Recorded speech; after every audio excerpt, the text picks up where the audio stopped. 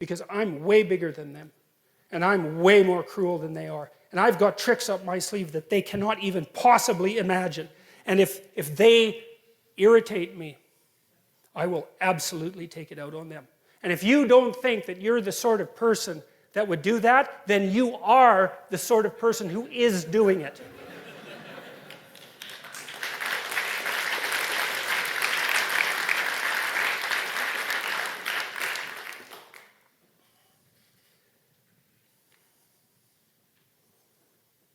You know, we're not going to get to Adam and Eve, haha. I watched this great documentary once called Hitman Hart, and it was about Bret Hart, who was the most famous Canadian in the world for a while. And he was a Worldwide Wrestling Federation wrestler, you know, and he was a good guy. And he came from this famous family of wrestlers who all came from Alberta. I think there were 7 brothers who were wrestlers and 7 sisters, and all the sisters married wrestlers. And they were all offspring, children of Stu Hart, who was a wrestling impresario like 40 years ago. And it was such a cool documentary because I was always wondering, why in the world do people watch wrestling and believe it, you know? Believe it. Do you believe movies when you go watch them? It's like, that's a hard question to answer. While you're there, you do. And so if you're watching wrestling and you're a wrestling fan, do you believe it? Well, it isn't a matter of belief, it's a matter of being engaged in a drama. And there are different levels of drama, right? So let's say Worldwide Wrestling Federation drama is not the most sophisticated form of drama. Okay, but I'm not being a smart aleck when I'm saying that. There's drama of different sophistication for different people. And that's also why religious truths exist at multiple levels simultaneously, right? There's got to be something in it for everyone. And that's a hard belief system. That's a hard system to put together. Something for the unbelievably sophisticated and something for the common person. Okay, so we have wrestling, and Bret Hart was a good guy, and he fell into the archetype of being a good guy, and that's partly what the story's about. It was a bit too much for him. But one of the things that he laid out so carefully was because he figured that 120 million people knew him, something like that, and that everywhere he went, he was treated like a hero, and he found that quite a burden, as you can imagine if you think about it. But he portrayed what was happening in the wrestling ring as classic good against evil, but not conceptualized and discussed, right? Embodied, fought out, acted out, you know, like Thor and the Hulk, except like right in front of you. And so, well, that's exactly this sort of thing. I mean, we could consider hockey more sophisticated than wrestling, perhaps. And as I said, I'm not being a critic of these. I'm not being critically minded about these things. I understand their purpose, and I would highly recommend that documentary. It's a brilliant documentary. But it's the same thing. It's a silver cup, right? It's like, there's the hero of the team. That's the hero of the teams. You know, here's something cool. If you're the fan of the Toronto Blue Jays, or the Toronto Maple Leafs, of course this hardly ever happens to you if you're the fan of the Toronto Maple Leafs, because they always lose. But if you're watching a game and your team wins and we take your testosterone levels, then they went up. And if you watch the Toronto Maple Leafs and they lost and you're a fan, then your testosterone levels go down. So that's pretty damn funny. You know, I mean, really, don't you see how deeply instantiated this is in people? I mean, it bloody well alters your biochemistry, like your testosterone levels. It's all, no, my team lost. You know, it's like there'll be nothing in it for the wife tonight. You know, so.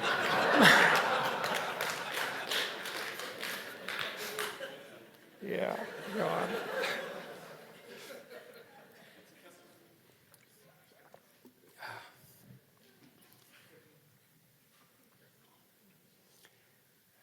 Well, this is the cosmos, I think, from the phenomenological perspective. And one of the things that has come to my realization is that this is real. This is real. It's not a metaphor. It's way deeper than a metaphor. The most real things about life are the place you don't know and the place you know. And you could say, well, that's explored territory and unexplored territory. That's real, and it's been around forever. Back to the lobsters. You know, if you put lobsters in a new place, the first thing they do is go around their territory, finding places to hide, and also making a burrow. So the first thing they do is establish what they know, against what they don't know. And that's real. It's real from the Darwinian perspective. And we're going to say that what's real from the Darwinian perspective is plenty real enough, because we're alive and everything, and so that sort of thing matters. It's like, well, that's what this is. The Taoist symbol, that's what it says. What it says, what is experience made of eternally? That's easy. Chaos and order. And in every bit of chaos, there's the possibility of order. And in every bit of order, there's the possibility of chaos. And that's the way, right? That's the path of life. That's life itself. And where you're supposed to be is right on the border between the two of those. And why is that? Stable enough, engaged enough, right? So not only are you doing what you should be doing, you're doing it in a way that increases the probability that you'll do it better tomorrow. And you can tell when you're doing that because you're engaged. You're in the right time and place. And your neurology tells you that. That's what meaning is. That's what transcendent meaning is. And that's so cool because I also think that that is the antidote to existential suffering. The antidote to existential suffering is to be at the right place at the right time. And you know, you want to get technical about it. Okay, anxiety and pain. That's the reality of existential suffering. Okay, so let's say you're in the right place at the right time. What happens to you biochemically? Dopaminergic activation. What does that do? Suppresses anxiety, and it's analgesic.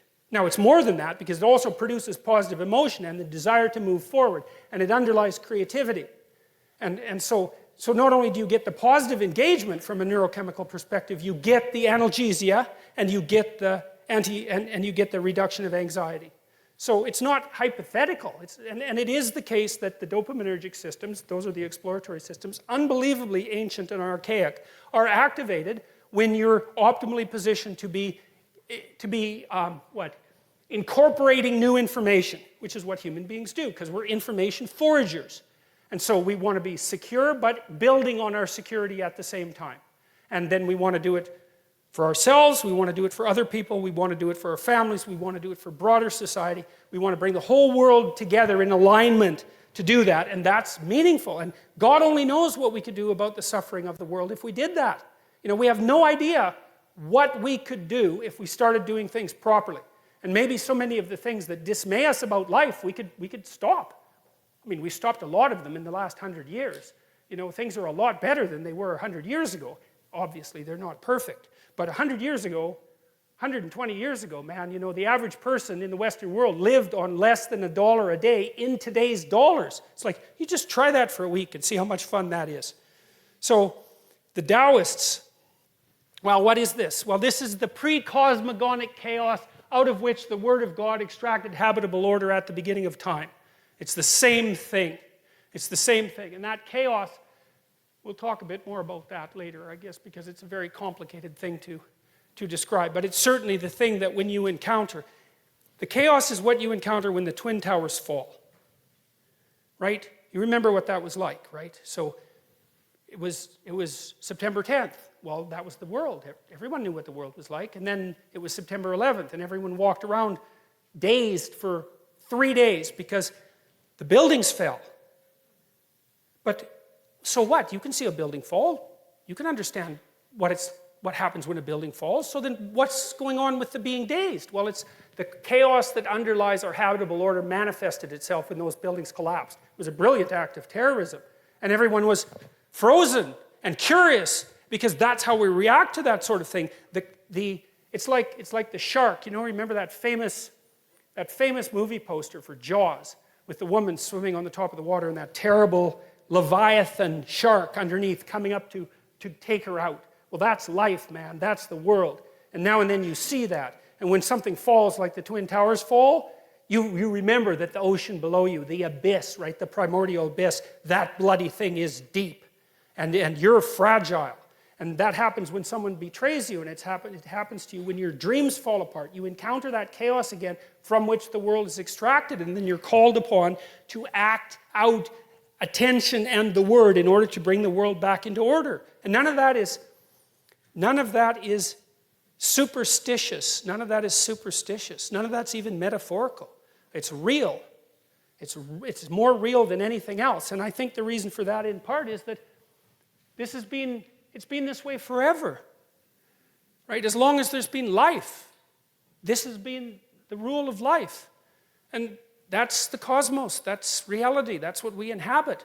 And so, one of the things, you know, the so-called new atheists, and I don't want to go on a tangent about new atheists, because I think atheists are often remarkably honest and very consistent in their analysis. So, but I just don't think they're taking the problem seriously, man. Like, I don't think they take their evolutionary theorizing nearly with the seriousness that it necessitates. And I don't think that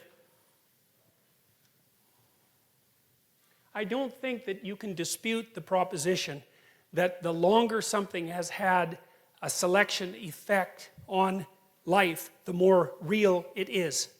It's the fundamental axiom of Darwinian biology. And I think the Darwinian world is more real than the physical world. That was the argument that I was trying to have with Sam Harris, and I didn't do the world's best job of that, although it went not too bad the second time. But